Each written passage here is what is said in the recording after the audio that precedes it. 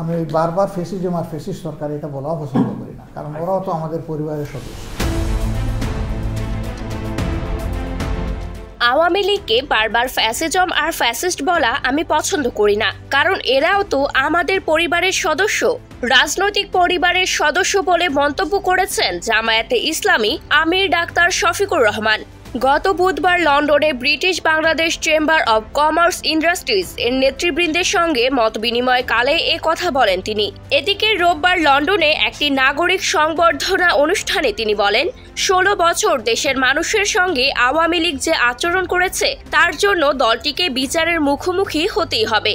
Awami League আত্মস্বীকৃত fascist, এটা প্রতিষ্ঠিত সত্য। 16 বছর তারা শুধু মানুষের অধিকারই হরণ করেনি, তারা দেশে এক অরাজক পরিস্থিতি তৈরি করে ফেলেছিল। এজন্য আমি বলবো, অতীতে যারা রাজনীতি করেছেন তারা রাইট করুন রং করুন, তারা তো করে গেছেন, এখন আমরা কি করবো? তাদের নিয়ে শুধু পড়ে থাকলে আমাদের লাভ কি হবে?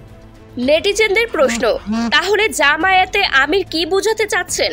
2 দিন আগে তিনি বলেছিলেন আওয়ামী লীগকে বারবার ফ্যাসিস্ট বলা আমি পছন্দ করি না, আবার 2 দিন পরেই বলছেন আওয়ামী লীগ আত্মস্বীকৃত ফ্যাসিস্ট এবং এটা প্রতিষ্ঠিত সত্য।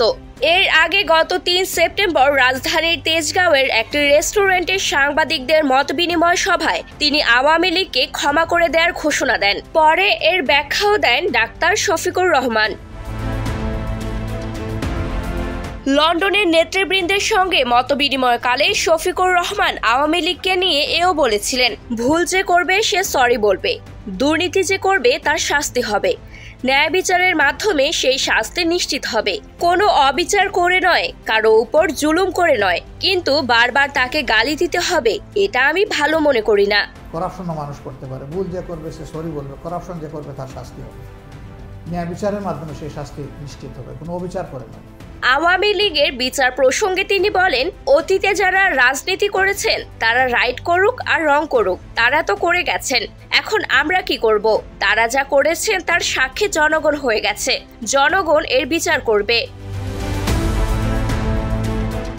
নিজেও অন্যায় বিচারের ভিকটিম হয়েছেন জানিয়ে রোববার শফিকুর রহমান বলেন, আওয়ামী লীগ চোখের সামনে মানুষ হত্যা করেছে, আমরা চাই ন্যায় বিচার প্রতিষ্ঠার মাধ্যমে তাদের বিচার হোক। আমাকে গ্রেপ্তার করে বলা হয়েছে আমি নাকি বিছানার নিচে ককটেল নিয়ে ঘুমিয়েছি। তিনি বলেন, 2009 সালের 25 ও 26 ফেব্রুয়ারি পিলখানায় বিডিআর সদর দপ্তরে দেশপ্রেমিক সেনাবাহিনীর 57 জন দেশপ্রেমিক চৌকস কর্মকর্তা ও তাদের পরিবারের সদস্যদের হত্যাযজ্ঞের মাধ্যমে আওয়ামী লীগ তাদের খুনের রাজনীতি শুরু করেছিল। এর মাধ্যমে তারা বাংলাদেশ সেনাবাহিনীর মনোবল ভেঙে দেওয়ার হীন প্রচেষ্টা চালায় এবং একই সঙ্গে বিডিআর বাহিনীকেও শেষ করে দেয়। এই 2 খুনের মিশনের পর তারা আঘাত করে জামায়াতে ইসলামীর উপর।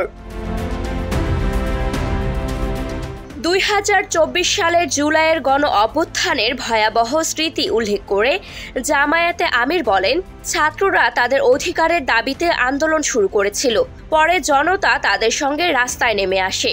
শহীদ আবু সাঈদ 2 হাত প্রসারিত করে বুক পেতে দিয়ে বলেছিলেন, হয় অধিকার দাও না হয় গুলি করো। আহত ও পঙ্গু হয়েছে হাজারো ছাত্র জনতা। ছাত্র জনতার এমন ত্যাগের বিনিময়েই দেশ ফ্যাসিবাদ মুক্ত হয়েছে। এখন আমাদের আহতদের সুচিকিৎসার পাশাপাশি আহত ও নিহতদের পরিবারকে পুনর্বাসিত করতে হবে।